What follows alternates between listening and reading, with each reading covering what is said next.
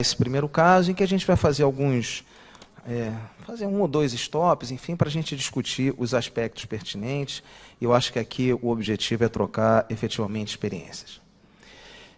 Sendo assim, eu vou dar início para a gente não se atrasar. O título da apresentação, então, seria paciente com fibrilação atrial com contraindicação a anticoagulantes. O que fazer? Eu vou, então, apresentar, esse aqui é o meu potencial conflito de interesse. Eu vou apresentar, então, um caso clínico real que a gente vivenciou no Hospital Procardíaco. E essa história começa, antes da gente abordar o paciente, há 2 anos atrás. Portanto, era um homem de 79 anos, hipertenso, dislipidêmico e diabético, com uma história prévia de infarto do miocárdio. Apresentava na sua história a referência a uma revascularização miocárdica cirúrgica há 5 anos e apresentava-se em classe funcional 1, sem outras queixas cardiovasculares. De comorbidades, enfim, as esperadas, bastante comuns, ou seja, era um indivíduo hipertenso, diabético, coronariopata crônico e com uma história neoplásica, com uma história de CA de próstata com metástase óssea.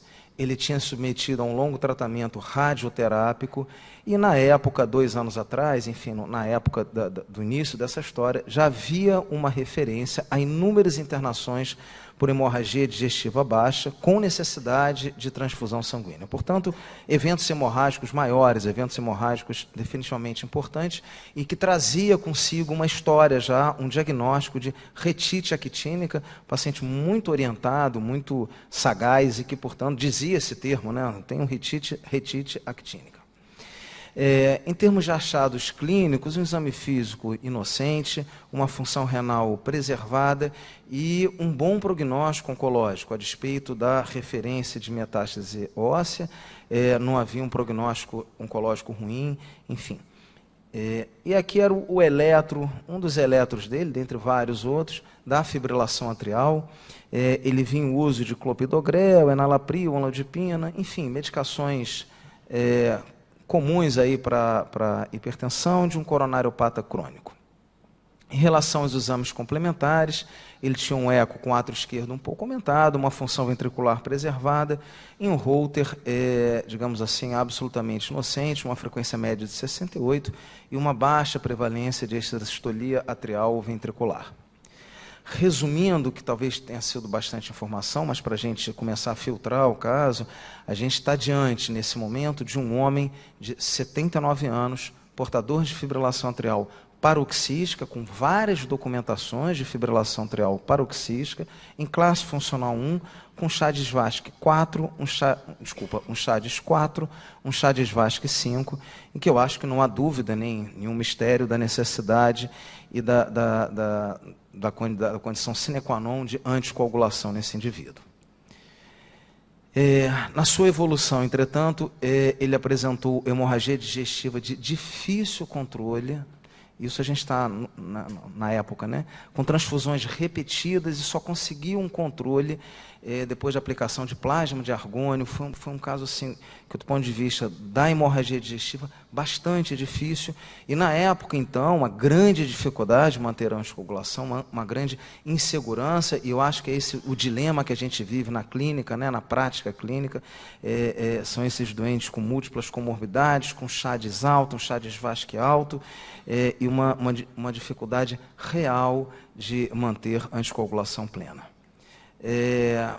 Passado um tempo, ele internou com uma hematúria maciça, necessitando também de transfusão sanguínea, uma internação prolongada, em que ficou bastante caracterizado também a presença de uma cistite actínica. Então, e foi uma internação conturbada, recebeu alta hospitalar, mas na sua recuperação domiciliar, ele morava perto da instituição, ele foi admitido com quadro de ataque isquêmico transitório, ele ficou subitamente hemiplégico, hemiplegia direita, com uma recuperação completa em torno de 40 minutos, já dentro de ambiente hospitalar, e sem sequelas. E aí eu estou resumindo novamente, que eu já tinha colocado para os senhores. Nesse momento, a gente tem agora um homem de 79 anos, com fibrilação atrial paroxística, com classe funcional 1, mas agora um CHA-DIS 6 e um CHA-DIS-VASc 7. no momento que ele teve um evento neurológico, que foi uma hemiplegia súbita. E, novamente, eu acho que o que vem à tona é a indicação indiscutível da anticoagulação. A evolução neurológica foi favorável, ele estava hemodinamicamente estável, mas se mantinha com uma hematúria contínua durante essa internação, e aí a sensação que a gente tinha que ele intercalava, né, a manifestação muito extrema da retite actínica, com uma hemorragia digestiva muito importante, e em outros períodos, e nesse momento que a gente estava acompanhando esse caso, já com uma manifestação muito importante dessa cistite, com uma hematúria contínua, sem necessidade real de transfusão, mas hematúria constante, com sonda, enfim, e bastante complicado esse manuseio. Tá? Então, novamente resumindo, homem 79 anos, FA paroxística, Chades 6, Chades Vasque 7, retite e hematúria, na verdade, desculpa, não é hematúria, né, mas retite e cistite actínicas, com uma hematúria persistente. Óbvio que o tema da aula é sobre oclusão, eu acho que não é o que fazer, vamos ocluir. Eu acho que eu gostaria de abrir, então, a discussão para os senhores, para escutar, assim, a opinião de vocês, dos senhores. Começar pelo Dr. Tiago, que é um dos clínicos aqui presentes. Tiago, como é que você, na sua experiência, como é que é a tua vivência com esse tipo de paciente? Você acha que é um paciente comum, é um dilema realmente? Muitas das vezes a gente tem a sensação que, entre aspas, não existe, com esse doente não tão prevalente. Qual é a sua experiência disso em termos de manuseio de anticoagulação em pacientes com eventos hemorrágicos? Boa tarde, obrigado pelo convite. Na verdade, claro que esse paciente é o extremo da gravidade, mas a gente tem que lembrar que abaixo do Chades 1, Chades 2, tem uma galera imensa aí que com certeza também corre muito risco, como esse, claro, cada número que a gente aumenta, maior é o risco, né, de eventos. Se a gente for transformar isso para os scores de sangramento, não tenho dúvida que vai aumentar também. Sem dúvida nenhuma, quanto mais o tempo passa e a população envelhece, não tenho dúvida que isso vai aumentar bastante também, né? Então, quanto mais envelhece a população, maiores vão ser os fatores de riscos para sangramento e para trombose da mesma forma. Então, na verdade, por mais, não vou dizer floreado porque isso é um caso real, mas por mais coisas que esse paciente tem, pois por mais coisas que esse paciente tenha, isso de certa forma em menor ou em maior grau é o dia a dia de muitas vezes, né? E realmente é uma dificuldade muito grande. Claro, como você falou, a mesa sendo sobre oclusão de auriculeta e um paciente com tantos fatores de risco, tanto para trombose quanto para sangramento, óbvio que a gente vai acabar indicando algo desse tipo, mas eu acho que a gente ainda usa pouco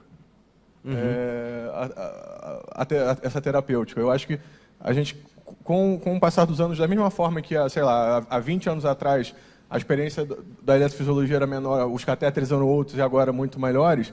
Eu acho que tanto com a experiência quanto com a tecnologia evoluindo, eu acho que a gente vai cada vez mais tender a ser mais precoce. Nisso sim. Talvez não precise esperar uma coisa tão dramática. Exatamente, assim. Exatamente. Acho que a tendência é a gente tentar ser o mais precoce possível nesse tipo de indicação.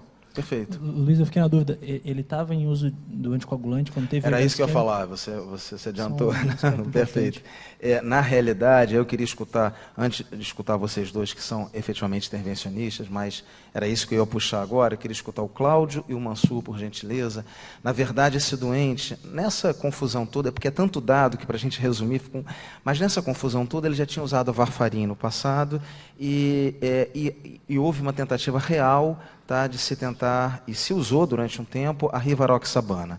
Aí eu queria escutar de vocês, porque assim, eu acho que há uma diferença muito grande entre o mundo real, né, e entre esse ambiente de aula aqui e o mundo real, né? Quer dizer, na experiência de vocês, o que você pensa sobre trocar o anticoagulante, por exemplo? Que isso é uma opção, né? Uma opção profissional válida, né? Ele já tinha usado o rivaroxabana de uma forma honesta, não foi trocado por nenhum outro porque ficou uma insegurança. Mas eu queria escutar a opinião de vocês. Assim, você acha que tem uma vantagem de um sobre o outro? Como é que você manusearia, ou tentaria, pelo menos, óbvio, começar a manusear esse doente? Bom, boa tarde a todos. Agradeço imensamente a gentileza e a honra desse convite. Essa é uma mesa muito agradável para mim, porque eu estou aqui entre pessoas que me são muito queridas, né, todos vocês aqui, então eu fico muito à vontade em não sendo eletrofisiologista. Não, claro. Mas em ver esse tipo de doente, que na verdade quem acaba conduzindo esse tipo de paciente somos nós, os clínicos. Claro. Né? Vocês nos ajudam profundamente a tomar as decisões, fazer os procedimentos, mas no final é a gente que vai levando esse paciente nas costas. Né? É um grande desafio. Né? Eu acho que você pontuou algumas coisas muito interessantes. A primeira delas é que a gente vai chegar numa oclusão de apêndice atrial e várias questões foram colocadas aqui. Quando você pensa no homem de 79 anos, com uma neoplasia, já com estágio de metástase, nós temos que pensar na fragilidade do paciente e na futilidade da indicação do procedimento. Isso acho que é um ponto fundamental no início, e você pontuou muito bem isso. É um homem lúcido, tem suas atividades, até o lúcido estava até em negrito ali, né? Quer dizer, uma pessoa que tem uma atividade mental adequada, ele não é uma pessoa demenciada, tem uma situação clínica favorável em relação à doença da próstata. Então, eu acho que isso já faz com que ele mereça um investimento na continuidade de atenção dele em relação a essas doenças que ele está apresentando. Inegavelmente, ele tem indicação de anticoagulante, mas o grande desafio é que a gente não vai nem lançar mão de escoses hemorrágicas. Ele já tem duas doenças hemorrágicas, então é desnecessário que a gente possa utilizar Hasbled, enfim. Ela já tem hemorragia ativa. Né? A gente não precisa calcular o Hasbled. Não tem indicação nem disso. O homem já tem um sangramento. E eu realmente passaria do Marevan para um novo anticoagulante oral, seria a minha primeira tentativa. Né? Jamais faria, por exemplo, uma aspirina, eu acho que eu não ia ter ganho nenhum e ia expor a sangramentos. Dentre os novos anticoagulantes orais, se eu tivesse que escolher um para trocar o Marevan, eu escolheria da Dabigatrana por 2 motivos hoje. Primeiro, que tem antídoto. Então, se eu me arrependesse a qualquer momento, numa hemorragia maior, eu faria o antídoto. Seria uma questão de segurança. Então, é uma situação que eu trataria. Segundo, que em relação ao sangramento digestivo propriamente, todos os novos anticoagulantes orais, eles têm aumento de sangramento digestivo, até mais do que a varfarina. Então, isso é uma coisa que seria angustiante. Né? O Fernando pontuou muito bem, né? O último Congresso Europeu de Cardiologia teve exatamente esse insight, né? Que aumentou-se o diagnóstico de doenças neoplásicas do tubo digestivo, justamente pelo uso dos novos anticoagulantes orais. A varfarina, ela reduz o sangramento maior, ela aumenta o sangramento maior, ela aumenta o risco de sangramento do sistema nervoso central, que é o grande pesadelo. Mas os novos anticoagulantes orais, incrivelmente, mais do que a varfarina, são mais irritantes ao tubo digestivo e propiciam mais sangramento digestivo do que a própria varfarina ao longo do tratamento. Então, acho que, nesse caso, a primeira tentativa seria da Dabigatrana, porque tem antídoto. Então, se eu me arrependesse, eu partiria para essa situação. Perfeito. Mansur, escutando a sua opinião, que é um cara muito experiente aí, como é que você pensa nisso? Você acha que tem alguma diferença? Ele já vinha usando a Rivaroxabana e parou. Você acha que existe, no mundo real, uma diferença em trocar a Rivaroxabana por Dabigatrana, como o Cláudio falou? A gente teria algum perfil melhor dos novos anticoagulantes no que tange a hemorragia digestiva, no que tange a segurança do tratamento para esse doente? Boa tarde a todos. Não estou vendo o Marcelo Montero aqui, mas, de qualquer forma, dar os parabéns a ele pela organização. Isso é um trabalho árduo. A gente organiza, às vezes, uma sessão no sábado, numa sexta, já dá uma confusão danada. Imagina um simpósio desse. Cada vez mais nós estamos diante desse quadro, né? Se você olhar um paciente desse, com essa história de sangramento em focos diferentes, às vezes você tem um sangramento digestivo, que você faz uma atuação ali pela própria endoscopia, você tem um resultado bom. Às vezes é um sangramento no duodeno, devido a uma angiectasia, que antigamente chamava angidisplasia, né? Hoje se chama angiectasia. Você faz uma ablação aí, uma eletrocoagulação ali, fulguração ali, resolve. Então, é uma coisa assim que existem vários caminhos desses que dá para você contornar. Esse caso em si tem muitas variáveis.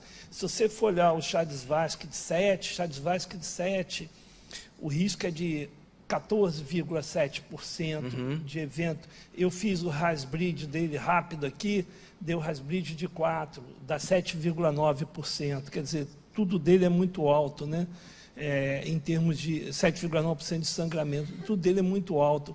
É um paciente assim que não dá para ser assim, sente muito desconfortável ficar trocando um anticoagulante oral por outro. Tem estudos mostrando, logo que saiu da Bigatran, que foram descritos logo no início sangramento digestivo com mortalidade com o Dabigatran. Com o Dabigatran, principalmente com o Dabigatran, sangramento digestivo, ele é maior. A Pixabana, a gente está tendo uma experiência maior com a Pixabana, que dá menos sangramento, mas nesse contexto, assim, eu acho que é uma angústia, a gente vai ficar rodando para ter o mesmo sangramento. Não vejo a vantagem, assim, a meu ver. Na troca de um para o outro. Não estou vendo, assim, vantagem nisso, não. O caminho dele, assim, de sangramento, de retite devido à radioterapia, o sangramento digestivo, acho que o caminho dele vai ter que ser um caminho mais definitivo do que a gente ficar tentando, já que são vários pontos do organismo, né, assim que ele sangrou. Essa é a visão que eu tenho desse doente. Perfeito. Luiz e Charles, queria perguntar a vocês. Luiz, assim, nesse momento, a gente, de fato, no mundo real, né, no mundo do paciente, ele usou rivaroxabana, já estava internado e essa dificuldade suspendeu e a gente acaba comprando o risco, né, de não ter como anticoagular. E, obviamente, o assunto que vem à mente é a oclusão, né? Qual seria a sua preocupação, assim, em termos de vamos ocluir, né? A gente sabe que tem alguns devices no mercado, acho que não vem ao caso falar A, B ou C, mas, enfim, tem alguns devices, mas independente de qual device vai ser implantado, qual é, acho que a preocupação que vocês teriam nesse momento em termos de estratégia? O que eu tenho que programar, né, assim, pós-procedimento, enfim, como é que você veria esse caso, conduziria esse caso? Com óleos invasivos, claro. Entendeu? Em termos de estratégia anticoagulante ou antitrombótica após, entendeu? Isso é uma preocupação, né? Eu queria só tirar uma dúvida. O sangramento dele foi em uso de anticoagulante ou foi sem anticoagulante? Não, sem anticoagulante. E o AVC isquêmico também foi? Não, o AVC isquêmico não estava usando anticoagulante. Tá. Se o Eduardo estivesse aqui, ele está chateado com vocês nem falaram em ablação, rapaz.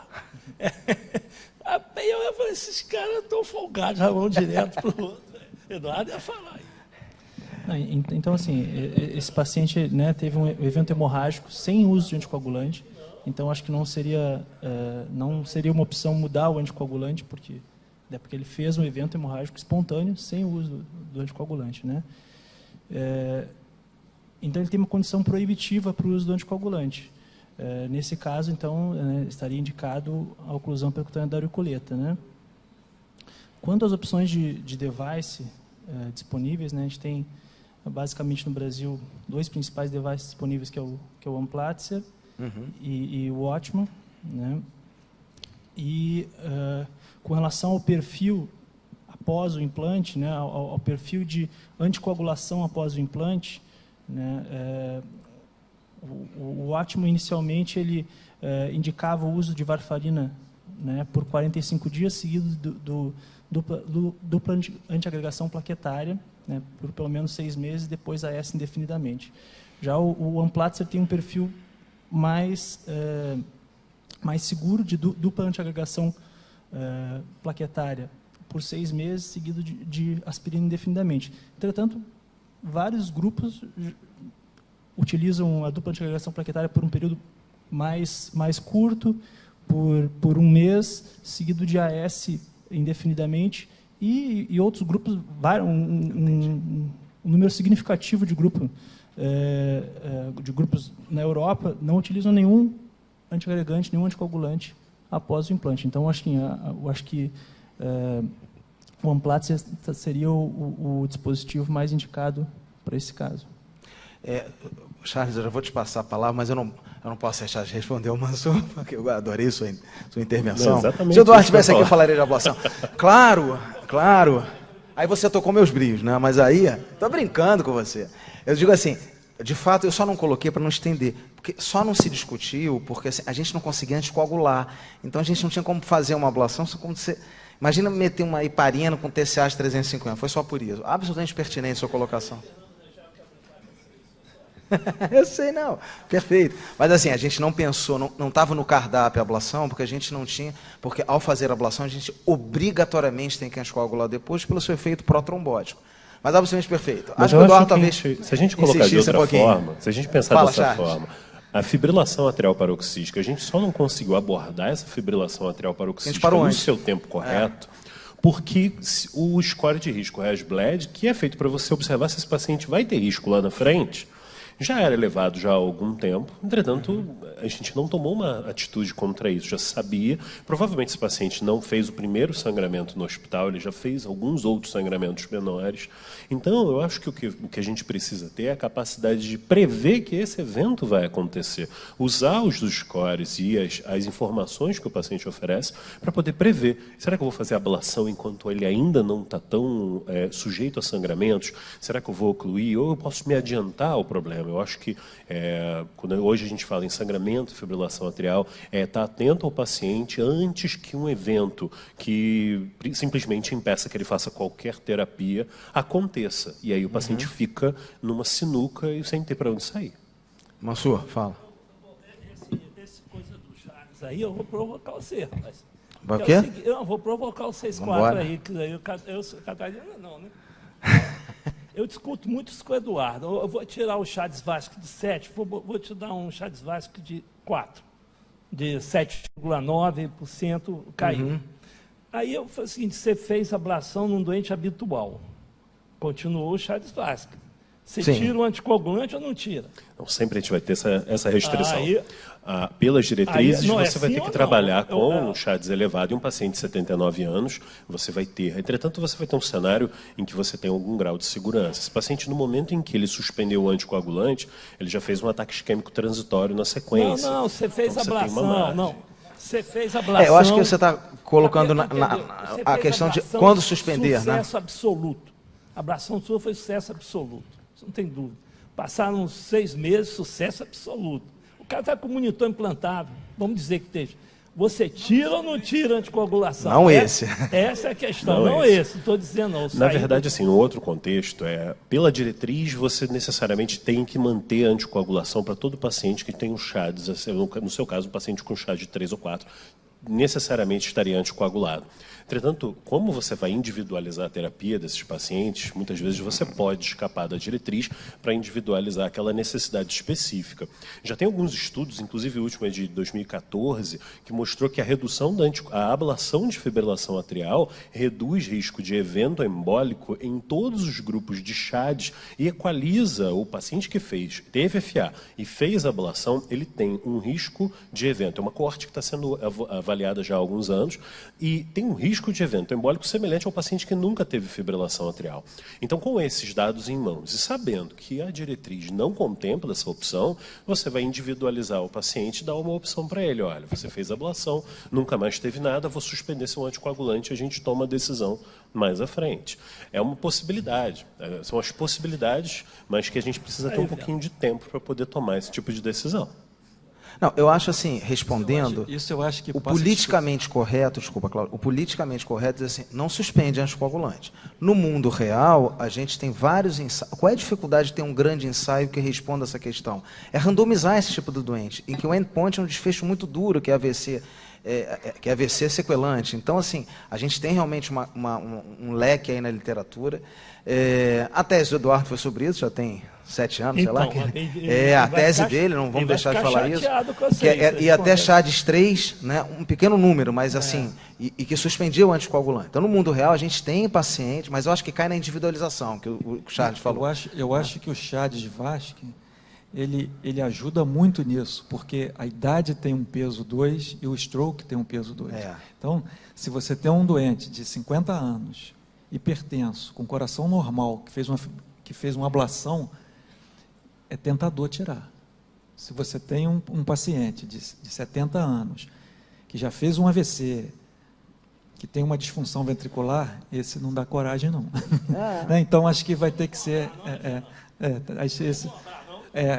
porque inicialmente a gente tinha um conceito muito interessante. A gente tinha um conceito muito interessante de livrar o paciente da anticoagulação fazendo ablação da fibrilação atrial. Isso no início, né? Eu reconheço a dificuldade. Isso era tentador, realmente. É um assunto assim palpitante, isso até um subtema que é aqui o simpósio de doença cardíaca, é o quanto o Kestel mudou a vida, a conduta. Eu não posso perguntar ao 6.4 que mudou, né? Não mudou? Sim. O Kestel. Posso perguntar, mudou sua conduta, Luiz Antônio Kestel? Mudou, Fernando? Mudou, né? O Kestel mudou. O Kestel mudou, quer dizer, que é dentro do simpósio aqui. Acho que não tem nada a ver com o assunto, não. Vamos seguir. Luiz, alguma coisa? Alguma intervenção? Então, vamos seguindo aqui. Aí, assim, eu botei isso aqui, o que falava a favor da oclusão, era um homem de 79 anos, absolutamente lúcido, né, eu esqueci de repontuar isso, com fibrilação atrial paroxística, com risco cardioembólico muito alto, já com evento embólico cerebral, e eventos hemorrágicos muito expressivos e muito relevantes clinicamente. O que falava contra, naquele momento, era uma matúria persistente ao longo de toda a internação. Chegou-se a um ponto de que falência, não tem como parar mais a hematúria dele, ele sangrando direto, e o que vem à tona, e eu acho que aí, acho que ninguém discute aqui, obviamente, discute daqui, discute de lá, mas a indicação de oclusão me parece bem clara, mas eu acho que o que vem agora à tona é qual o esquema anticoagulante / antiagregante que a gente vai propor pós-implante. Isso aí também é um outro capítulo, né? O que a gente propõe como pós. Isso aqui é besteira, é só para mostrar. O implante, no caso, foi usado um device do tipo Ottman. Tá, Luiz, desculpa, mas foi o Ottman, não foi a CP. Enfim, o procedimento correu bem, um hematoma inguinal, que não houve necessidade de intervenção, transfusão sanguínea, mas fez um hematoma inguinal, uma complicação, digamos assim, hemorrágica menor. E após uma longa discussão multidisciplinar, optou-se por fazer varfarin. Tá? Eu vou só falar rapidamente, assim, o racional para fazer varfarin talvez fosse a possibilidade rápida de reversão.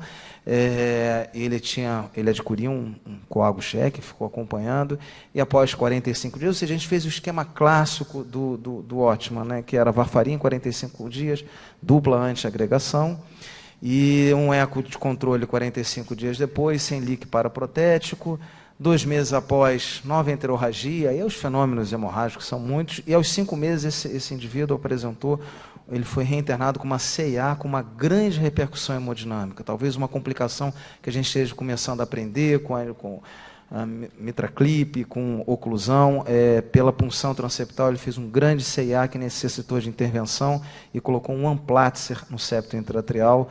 Também não vou me estender muito sobre isso, mas é bastante interessante, a gente chegou a publicar esse relato de caso. E, na verdade, 2 anos após, agora esse ano, ele foi a óbito por sepse, por uma causa clínica. Também, objetivamente, eu queria uma visão assim, rápida. O que vocês acham do esquema pós-implante? Luiz, rapidamente. Você muda alguma coisa? O que você acha, assim, objetivamente? Isso aqui já aconteceu, você pode falar o que você quer.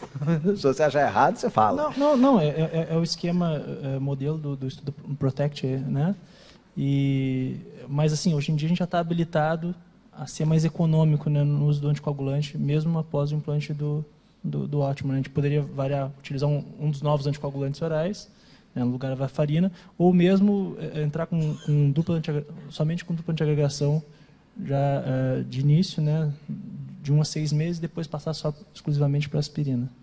Tiago, você acha que faria muita diferença? A gente fez esse esquema, mas você acha que faria muita diferença fazer dupla antiagregação e varfarin com AS? Você acha que o risco é muito diferente? O que você pensa assim? O que você faria? Eu penso que na verdade, para a gente manter como eu estava conversando com o Charles, a gente ainda está aprendendo ainda realmente a melhor maneira do follow-up disso. Então, eu acho que sendo preconizado, na minha opinião, o mais seguro, até ainda mais se você tem essas opções de seguir o paciente como adquirir um coago check, tá? Eu acho que seria uma melhor a ser feito, sim. Acho até pelo critério de segurança. Cláudio Mansur. Você acha que faz muita diferença, Cláudio, se a gente fizesse, não, a gente vai ser mais econômico, vai pegar mais leve, vai fazer dupla antiagregação por 6 meses, e depois por 3 meses, enfim, depois passar para... Essa seria a minha proposta para vocês. Né? Como médico do paciente, eu ia tentar saber de vocês se dava para fazer dupla antiagregação, ao invés de usar um anticoagulante. Né? Essa era a minha ideia. Eu achei uma coisa curiosa, é que mesmo em vigência de dupla terapia antiplaquetária e anticoagulante, ele não teve nenhum evento hemorrágico grave depois. Não. Né? Passaram-se 2 anos e ele acabou... morreu de sepse. E no final das contas, ele não teve um evento hemorrágico maior, até porque ele não estava usando anticoagulante. Né? Então, quer dizer, embora seja um pouco frustrante a gente olhar assim, poxa, em 2 anos ele morreu de outra coisa, mas ele não teve AVC e não teve hemorragia grave. Então, acho que foi muito válida a proposta da oclusão do apêndice. Para o propósito, foi muito legal. Mansur, uma dúvida que a gente tem, assim, você acha que a dupla antiagregação, porque a gente sempre tem a ilusão que a dupla, não sei se ilusão, a dupla antiagregação é mais leve, é menos do que um antiagregante. Como é que é isso no mundo real, assim? Não, assim, só voltando... Que eu acho que é importante a gente colocar isso. Eu estou olhando ali o tempo esgotado, hein? É que vai emendar no outro, a gente... O outro grupo é o mesmo? É o mesmo, a mesma mesa, tudo igual. Então é a mesma pessoa que está aqui fica aqui. Você continua aí, todos nós continuamos aqui. Então, todos nós. Tira a sobremesa, né? O dinheiro só dá até o jantar, então pode ocupar o outro horário. Então, assim, só voltando ali o varfarina, esse uso do varfarina, obviamente, não interferiu na mortalidade do paciente. Então, primeiro ponto, assim, para não colocar. No início, você usava varfarina por 45 dias e fazia o transesofágico. Se o transesofágico não evidenciasse, tá certo, um leak maior que 5 milímetros, você suspendia o varfarina e ficava com a dupla antiagregação. Se tivesse um leak maior que 5 milímetros, você continuaria o varfarina por um período. O que acontece é o seguinte, atualmente, Charles já falou isso, não há necessidade dos trabalhos mostram que não há necessidade de você usar a dupla antiagregação, o varfarina, no período de 45 dias. Então, já poderia entrar direto com a dupla antiagregação. A dupla antiagregação, assim, se for considerar o risco, o anticoagulante, principalmente varfarina, assim, um risco muito grande, né, de sangramento. O estudo do Watchman, que assim os melhores, né, que foi o Protect e o Prevail, né? Numa análise, uma meta-análise dos dois, acho que isso é uma coisa assim importante, mostrou que isso tem muita discussão. Se você for olhar o Mandrola, né? Mandrola botou agora em 2018, não acho que devo usar oclusão. Ele botou lá, rapaz, mas eu não vou discutir isso aqui, que isso é uma briga danada. Então, mostrou o seguinte, em termos de acidente vascular cerebral, houve uma diminuição de 48% do oclusão em relação ao anticoagulante, né? Ao Marevan. Se você considerar os dois juntos, não houve, porque houve uma maior incidência de acidente vascular isquêmico no grupo do device. HR foi 1,49, mas o P foi 0,07, foi meio assim em cima, né? A mortalidade caiu 43%, mas a mortalidade cardiovascular e mortalidade inexplicada, a mortalidade total foi igual. Mas por que a mortalidade caiu? A mortalidade caiu porque diminuiu a hemorragia intracraniana. No estudo do Aristóteles, mostrou que a presença de hemorragia intracraniana ela aumenta em 112,7 vezes a mortalidade. E uma hemorragia qualquer aumenta em 11,7 vezes. Então, o device assim, vem muito assim, bem-vindo, apesar das discussões que o Mandrola põe, só que ele discutiu, o Mandrola discutiu logo no início do Protect AF, sem ter a extensão do CAP, né? O CAP, né? Sem ter extensão do CAP. Então, o Mandrola exagerou porque viu que não havia não inferioridade, mas ele viu que aumentou a incidência de complicações, principalmente o derrame pericárdico, que é o que aconteceu em 13%, e tamponamento 4,4%, mas agora é menor. Mas a gente sempre fica com certo receio, mas é muito bem-vindo. Só para dar uma adenda aqui desse... eu acredito, vocês botaram fechou um paciente meu há um mês atrás, o apêndice lateral esquerdo, lá no Samaritano, por uma razão muito parecida com essa, né, Charles, né? E eles são muito seguros, assim, falou assim, não, alta dada. Aí eu falei assim, mas não precisa de eco na alta? Não, precisa não. Aí eu vi que eles saíram, né, era sábado de manhã, aí eu peguei o Vescan, falei, vou dar uma olhadinha no eco. Quando eu estou entrando, eu vejo o Charles. O que você está fazendo, irmão? Eu falei, não, estou passando adiante aqui. Mas eu ia entrar no quarto, né? Aí o Charles foi embora, eu fui, era aquele doente lá, agora posso confessar aí para vocês. Aí eu fui lá, dei uma olhadinha, não tinha derrama, não, só pode ir embora. Liberado. Liberado. Bem, eu vou encerrar, que tem mais umas duas coisinhas. Eu acho que seria assim, só interessante a gente pontuar as indicações da diretriz Mostra brasileira. agora. Tá. Isso aqui é uma revisão, é um artigo interessante, uma revisão recente, agora de 2018, bem interessante, dizendo assim, que propondo qual seria a terapia antitrombótica. Então, se o doente tem um risco de sangramento aceitável, a gente pode usar dupla antiagregação por 3 meses, independente do tipo de device utilizado. Se é um alto risco, dupla antiagregação por 1 mês. E se for proibitivo, né, você simplesmente pode fazer um único antiagregante ou até mesmo nenhuma terapia, que ninguém se anima a não fazer nada pelo risco de trombo na face do device, portanto, um evento embólico. Aqui são as indicações, como o Luiz falou. O nosso doente preenchia pacientes com alto risco de fenômenos tromboembólicos e contraindicação ao uso de anticoagulantes, como classe 2A, nível de evidência B, e pacientes com AVC isquêmico de origem cardioembólica, apesar do uso correto de um anticoagulante. São as diretrizes, aqui embaixo as diretrizes do ESC, mas as diretrizes que estão contempladas na SBC de 2016. Aqui ainda daquele artigo que a gente teria basicamente hoje em dia 3 grandes grupos de indicação. Os indivíduos com absoluta contraindicação, de alto risco hemorrágico, e nos doentes, a gente já começa a ver isso na literatura, que se recusam à terapia anticoagulante. Tem várias referências à literatura a isso. Nós já vivenciamos um caso desse lá no PROM, um doente que se recusava a usar anticoagulante e como uma indicação. As outras indicações que a gente vai vendo pontuada aí na literatura, sem, obviamente, uma força de evidência maior, nos doentes com insuficiência renal crônica avançada dialítica, em pacientes com diátese hemorrágica, em pacientes com risco tromboembólico elevado, alguns ensaios falando de oclusão com dose baixa. Obviamente, nada ainda muito definido, e cada vez mais tem sido publicado a idade avançada como um fator de risco, ou seja, esses indivíduos têm alto grau de fragilidade. Então a idade avançada mostrando não só a segurança nessa população de muito idosos, como também emergindo como um dado clínico importante a idade muito avançada desses pacientes.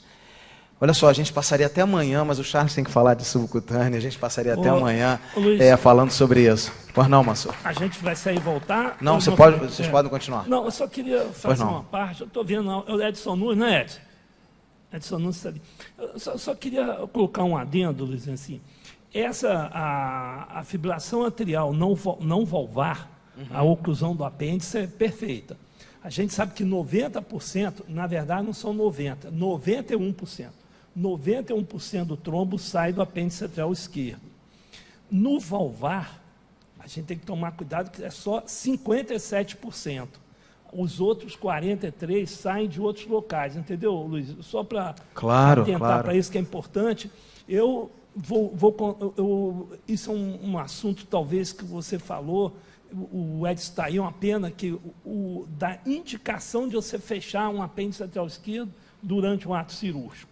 Isso é um outro aspecto. Então, só quis botar do não valvular para o valvular. Tem uma diferença bem... Não, sem dúvida. E esse procedimento é indicado efetivamente, como você falou, para a população de FA não valvar, né, por uma questão, né, por esse dado epidemiológico de 90, 95, 91, como a senhora pontua, de formação de trombo no apêndice atrial